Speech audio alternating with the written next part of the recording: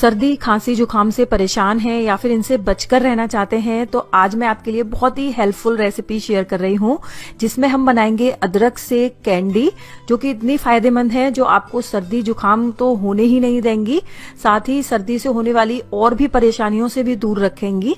तो चलिए शुरू करते हैं बनाना।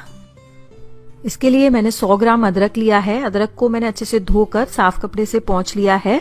इसके बाद अदरक को भूनना है। आप चाहें तो बिना भुने भी बना सकते हैं ये कैंडी, लेकिन अदरक को भूनने से इसके फायदे और भी बढ़ जाते हैं।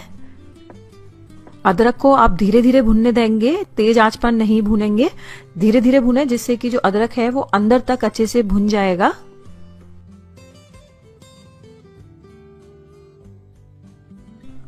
अदरक अच्छे से भुन गया है, जैसे कि आप देख रहे हैं स्किन पूरी तरह से काली हो गई है अदरक के ऊपर।